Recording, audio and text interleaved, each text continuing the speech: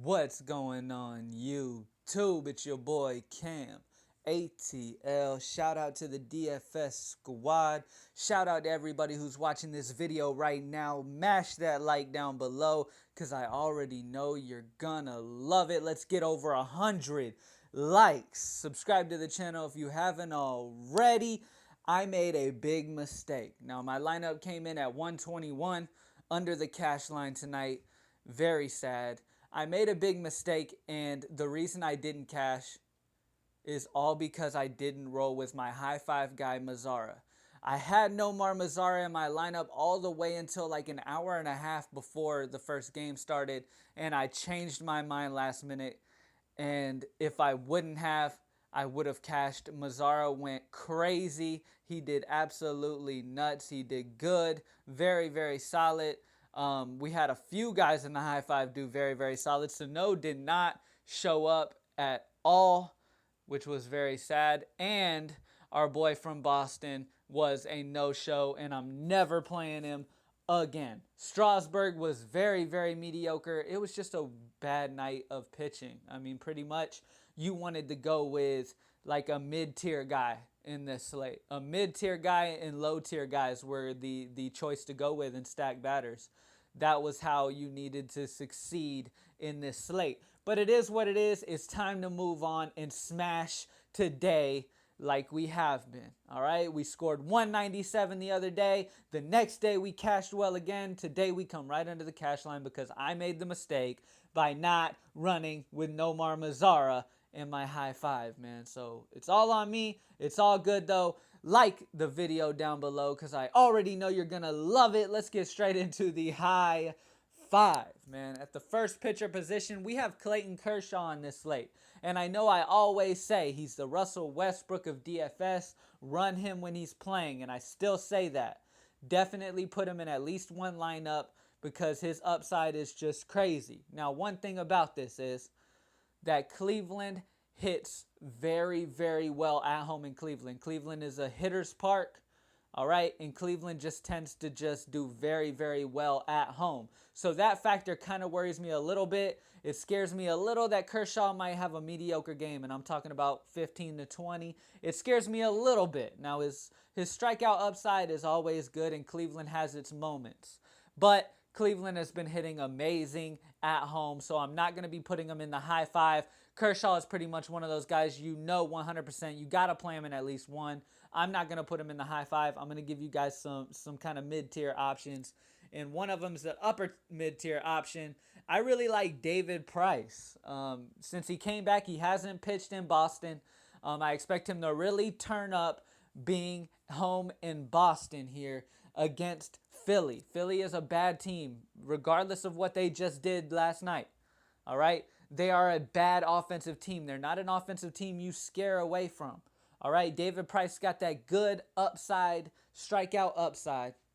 All right, and he had a bad game against New York the other day. New York is just absolutely dominating on the offensive side of the ball right now. So I'm not really worried about that. David Price is going to bounce back in a big way, do more like what he did against Baltimore in Baltimore.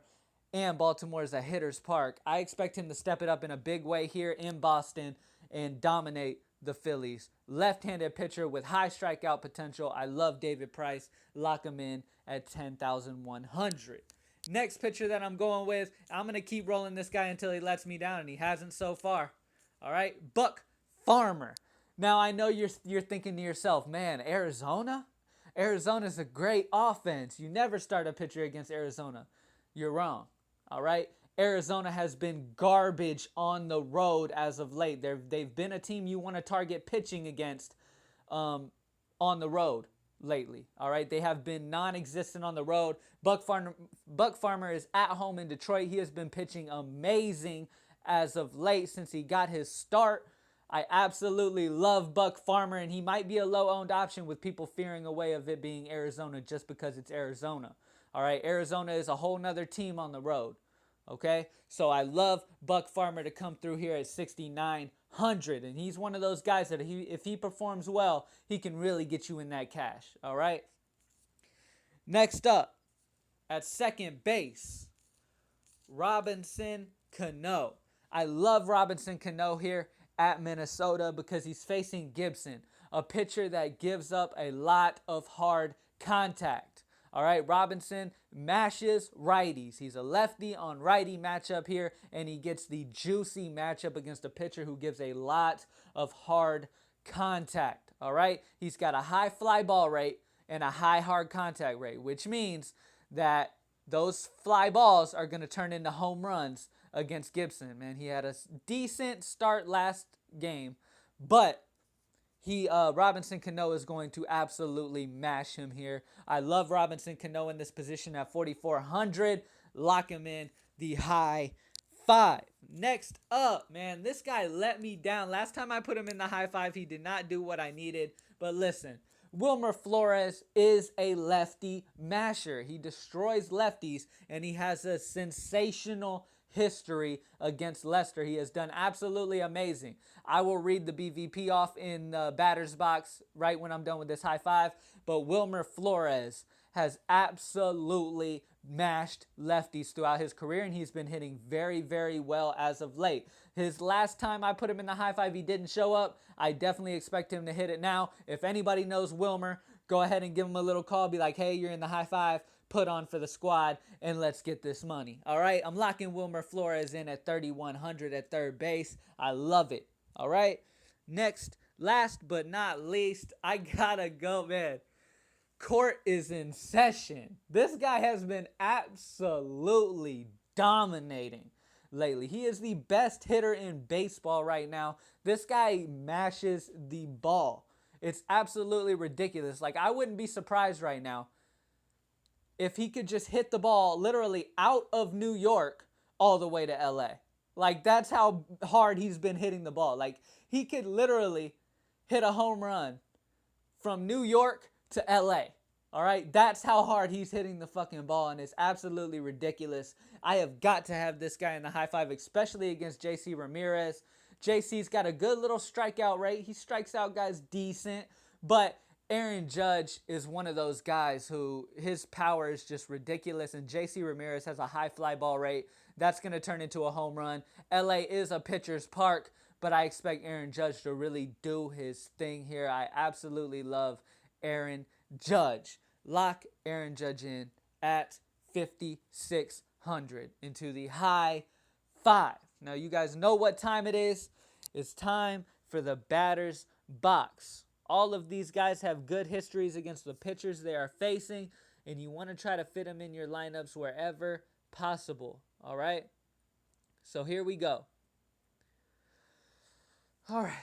Get your pen, get your paper, and write these names down, man. All these guys are good options to play in this slate. All right? This is a big slate, so you're going to want to find value where you can. All right? I'll start off by saying real quick, there's somebody I really want to talk about that's going to be amazing value here. All right, real quick. This is my favorite cheap guy of the day, Michael Taylor at 3,200. All right, Michael Taylor at 3,200. The reason I'm saying this is because Michael Taylor absolutely is way above average at hitting knuckleballs. They're going against R.A. Dickey. That is all R.A. Dickey throws, guys. Michael Taylor has had a lot of success against the knuckleball. He is too cheap at 3,200 for what he has done against knuckleballs. He is much above league average when it comes to hitting that type of pitch, and that's all R.A. Dickey pitches. I love Michael Taylor here at home in Washington to have a good game, man. He had a few very good games before. He was looking very consistent, and then he fell off again. I expect him to have another very good game here. He's going to return great value at only 3,200. He's one of my favorite little sleeper plays of the day. All right? Now, here it goes, guys. It's time for the batter's box. I'm going to go ahead and tell you guys now. One more guy. I love Eric Abar. If he gets in the starting lineup, I love Eric Abar, and I will be running him up as well. Here we go. Starting off. This is for all day, obviously. Okay? This has got the St. Louis game, Milwaukee game on here. Matt Carpenter, Dexter Fowler, Colton Wong, Matt Kemp, Nick Markakis, Nolan Ryan, Nolan Ryan. Nolan Arenado. What the hell? Charlie Blackmon, Ian Desmond, Mark Reynolds, John Jaso will be a good option against Tyler Chatwood. He's cheap. Ryan Zimmerman, Corey Dickerson, Logan Morrison, Jason Hayward. Justin Upton has been solid against Greinke. That's one thing. Detroit has been very solid against Greinke. All right, which is why I didn't mention Greinke at all. They have been very, very solid against Greinke. All right, Lucas Duda, Wilmer Flores. I told you guys I'd give you the BVP. He has gone 5 of 10. 3 of those 5 hits were home runs for a 500 average. I told you, he matches lefties, guys. It's not a huge sample size, but if you look at his sample size against lefties throughout his career, he has absolutely dominated them. So I expect him to definitely return great value.